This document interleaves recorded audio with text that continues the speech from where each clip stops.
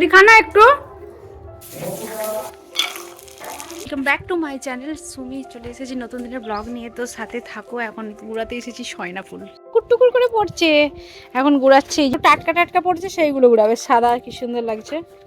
করে প্রতিদিন আমরা খাই সয়না ফুলের ভাজা, খাবো আজকে ভেবেছি। সয়না ফুল গোড়ানোর জন্য চলে এসেছি, কারণ এই যে আমাদের বাড়ির গেট থেকে ঢোকার পথেই সুন্দর করে একটি বড় দাদু শ্বশুর লাগিয়ে গিয়েছিল সয়না গাছটি। তো সয়না গাছ আস্তে আস্তে অনেকটা বড় হলেও ফুল উড়িয়েছি, ভর্তি করব, তারপর বাড়ি যাবো। সয়নার শাক, ফুল, পাতা সব কিছুই খাওয়া যায়। আর এই শাকের ভিটামিন বা এই ফুলের ভিটামিন সব কিছুতেই প্রচুর রয়েছে, যার ফলে কোনোটাই ফেলা যায় না। প্রচুর পরিমাণে মানে কাঠবিড়ালি এসে গাছের মধ্যে ফুলগুলো খাচ্ছে, আর যার ফলে টুক টুক করে নতুন নতুন ফুল টাটকা টাটকা পড়ছে। কি দারুণ লাগছে না? আর ঝুড়ি ভর্তি করে কুড়িয়ে যাব। কি সুন্দর ফুল। কিছু তুলে নিয়েছি, ফুটিয়ে সেই জলে রাহিকে স্নান করাবো। রাহির যেহেতু প্রচণ্ডই সর্দি, কফ পুরো বুকের মধ্যে বসে যাচ্ছে, বমি করে ফেললো এক্ষুনি। মানে এই কিছুক্ষণ আগে কি হয়েছে, কফ মুখ দিয়ে উঠছে আর নিঃশ্বাস আটকে যাচ্ছে। তার জন্য এই বাকস পাতার তো অনবদ্য, মানে এতটাই ওর গুণাবলী। যতই আমি ওষুধ বা এই মানে সিরাপ খাওয়াই না কেন, কিছু ঘরোয়া ট্রিটমেন্ট তো অবশ্যই ভালো। তার জন্য বাকস পাতা তুলে নিয়ে চলে এসেছি, ফুটিয়ে দেবো। আর এই হচ্ছে সয়না ফুল কুড়িয়েছি, দেখেছো কত কুড়িয়েছি। মানে একটা গাছে এত এত রোজ রোজ 5টা বাড়ি খাওয়া দাওয়া করছি। জলের মধ্যে ধুয়ে নিয়েছি, ভালো করে কচকচি, দেখতে পাচ্ছ ফ্রেশ জল। এরপর দিয়ে দিয়েছি, এরপর আনাজ কাটা শুরু। ওদের ঘরে কি ভালো লাগছে মা? পরোটা গুড় দিয়ে খাচ্ছে, এখন আর খাওয়াতে হবে না, বমি করছে। মা এদিকে কাজগুলো সারতে থাকে, আর আমি এদিকে জলটা ফুটিয়ে সুন্দর করে ঠান্ডা জলের সাথে মিশিয়ে স্নান করে আবার কিছুটা গামছার মধ্যে নিচড়ে নিয়ে বুকটায় আর পিঠটায় ভাববো আর কি। আর তারপর এখানে রান্না বান্নার জন্য কমপ্লিট হয়ে গেছে, আনাজ কাটা রেডি করে দিলাম। সয়নাটা দিয়ে আলু বেগুন দিয়ে হবে তরকারি, আর এইখানে ভাজা।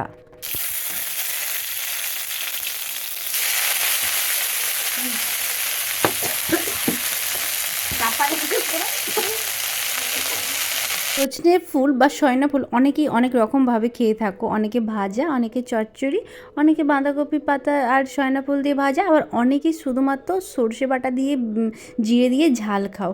সবগুলোই ভালো লাগে, তার মধ্যে আমার যেন ফুলটা একটু কষা কষা লাগে, তার জন্য ওকে ভাজাটাই বেশি ভালো লাগে, অল্প মিষ্টি দিয়ে।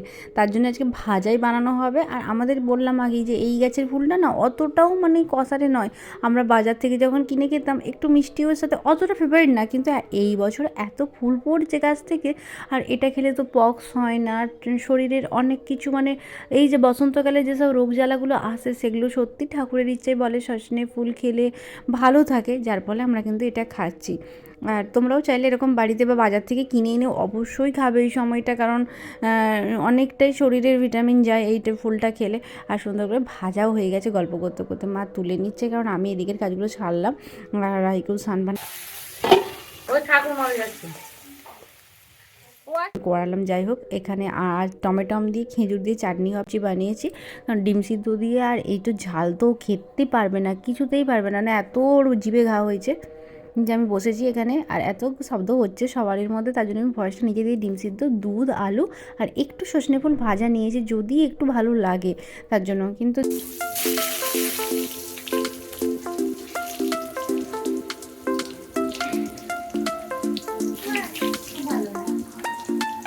বেগুন ভাজা দুটো মানুষ, মানে আমি আর শাশুড়ি মা, তার জন্য 2 পিস বেগুন ভাজাই হচ্ছে, কারণ বেশি ভেজে আর কি হবে। সজনে ফুল ভাজা হচ্ছিল, বেগুন ভাজা, বেগুন ভাজাও হয়ে গিয়েছে। কি সুন্দর রাঙা রাঙা করে বেগুন ভাজা রাইকে দিতে চাইছে, ও খাবে না।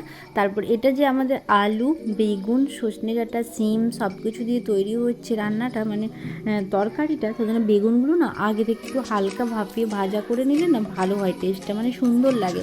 আর যদি শুধু আমি কাঁচা কষে দিয়ে দিই, তাহলে বেগুনের মধ্যে একটা হালকা ভাপানোর ব্যাপারটা না থাকলে না রস রস ব্যাপারটা থাকে। যাই হোক, একটু হালকা করে অল্প তেলে ভাজা করে নিয়ে তারপর সুন্দর করে কষে, মানে সয়না ডাঁটা, সিম, আলু সেগুলো সব ভালো করে নাড়াচাড়া করে নিয়ে, আর আমাদের তো নিরামিষ রান্না যেটা হয়ে থাকে সেইভাবেই রান্নাবান্নাগুলো হতে থাকবে। অনেক দিন এইসব কাজ, নিজেদের রাইড, বাপের বাড়ি, তারপর সংসারের মানে কি বলবো, এইসব এদিক ওদিক করে আমার আর ঘরোয়া রান্নাগুলোই ব্লগ বানানো হয়ই না। যাই হোক, আজকে একটু ভালো সময় পেয়েছি, তাই সুন্দর করে ঘরোয়া রান্না যেটা হচ্ছে সেটাই তোমাদের সাথে শেয়ার করলাম। যাই হোক, তোমরাও এরকম নিশ্চয়ই অনেকেই আছে এভাবে রান্না করো। আর আমাদের তো বরাবরই পাইপ উনুনটাতে রান্না হয়, আমি যখন করি এদিক ওদিক করে নিই।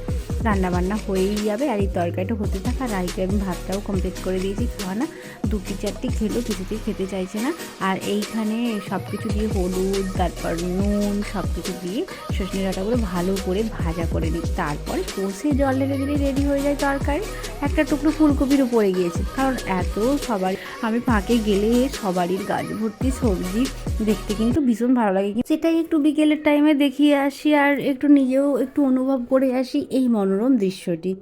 যাই হোক, অনেকেই এই জিনিসগুলো দেখতে খুব ভালো লাগে বা ভালোবাসে, কিন্তু আমার বাড়ির সামনেই যেহেতু আছে, আমি কিন্তু এটা দেখতে বিকেলের টাইমে যখন মন খারাপ লাগে তখন দেখে আসি। সুন্দর করে এখানে ঝোলটা হয়ে রান্না এই হচ্ছে সয়না ডাঁটা দিয়ে আলু দিয়ে বেগুন দিয়ে তরকারি, আর এই হচ্ছে চাটনি। আর এই ডাঁটা দিয়ে আলু দিয়ে বেগুন দিয়ে তরকারি, বেগুন ভাজা, সয়না ফুল ভাজা, আর এগুলোই হচ্ছে আমাদের মেনু। চলো খাবারটা আমি বেড়ে দুজনে মিলে আর কি করব, অল্প করে ভাত তরকারি বেড়ে খেয়েছিলাম। তারপর বাসনগুলো আমি তো কাজের কাজ করেই নি, জানো তোমরা, সুন্দর করে ধুয়ে বেসিনের মধ্যে এসে জলগুলো ঝেড়ে নিই। আমি এখানে জল ঝরানোর জন্য রেখে দিই, তারপর যাব ওপরে, কারণ একটুখানি রেস্ট নেবো। খাওয়া দাওয়া সারলাম, বাসনগুলো ধুয়ে রাখলাম, তো চলো এরপর উপরকে বসিয়ে দিয়েছি চা, কারণ এই কড়া লিকারের চা না খেলে মন মস্তিষ্ক তো ভালো থাকেই না। তারপর সবাই মিলে ঝালমুড়ি খাবো বলে বানিয়ে নিচ্ছে এখানে। সব একবার বাইরে গিয়েছিলাম, সেখান থেকে মটরশুঁটি, তারপর ধনে পাতা সব কিছু নিয়ে এসেছি।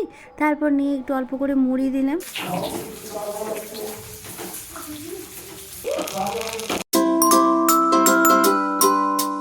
জায়গায় মুড়ি মেখে অল্প করে খেয়েছি। তারপর এখানে পাঁপড় ভাজা বসিয়ে দিয়েছিলাম, কারণ পাঁপড় ভাজা আর গরম গরম চা, কারণ রাহির ম্যাম এসেছে তাকে দেবো। আর রাহিরও বায়না ছিল বলে করেছে, আর আমরা যেহেতু ঝালমুড়ি খেয়েছি 2-1টা করে খাবো। সবাইকে দিয়ে খেতেই তো ভালোবাসি। সবাই মিলে চলো খাওয়া দাওয়াটা। তারপর পুরো এতদিন মানে এই সব কাজ, শীতের জামা সব কিছু তুলে আলমারি ভর্তি করলাম, আর এখনও এই কটা জিনিস মানে এগুলো সাদা লাল শাড়ি বা যেগুলো সরস্বতী রাই পরেছিলাম আমি পরেছিলাম সেগুলো রেখেছি, এগুলো কালকে আয়রন করবো ভাবছি। আর বাকি যেসব শীতের পোশাক সেগুলো সব বক্স কেটে আমি ঢুকালাম। চল এবার রাহি, চল নিচে চল, পড়েছিস তো? এবারে খাওয়া দাওয়া রেডি করবো। এখন ঘড়িতে 9:10-15 মতো বাজছে, খেতে খেতে এখন 9:30 10:10 বেজে যাবে। আমরা এডিটিং করবো, তারপর শুভ, তো অনেক কাজ আছে। তো চলো সাথে থাকো, নিচে যাই এখন, চলো নিচে যাবো। ভাত ফুটতে থাকে এখানে, আর এইখানে গরম গরম একটু ডিম ভাজা বসিয়েছি, কারণ রাহির মুখে খিচুড়ি দিয়ে যাবে বলে আমি পায়েল সবাই মিলে খিচুড়ি, ডিম ভাজা আর তরকারি দিয়ে মাকে ভাত দিলাম। খিচুড়িটা সুন্দর করে খেলাম, কারণ যেহেতু জয়েন্ট ফ্যামিলি, দিদি ভাই তো সুন্দর করে এক কাশি খিচুড়ি দিয়ে গেছিলো। তো গুছিয়ে আমি পায়েল সবাই মিলে খিচুড়ি খেলাম। আর এখন আমি চুলটা সুন্দর করে বেরিয়ে করব।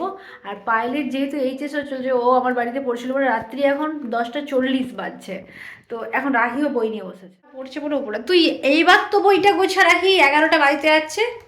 কি রে পায়েল দিদি ঘুমাবে আজকে, তুই পড়বি না ঘুমাবি? তাহলে চলো, পায়েল দিদিও ঘুমাচ্ছে তাই তুমিও ঘুমাবে। চলো ব্লগটা আজকের মতো এখানেই শেষ করছি। গুড নাইট, দেখা হবে নেক্সট দিন নেক্সট ব্লগে। বাই।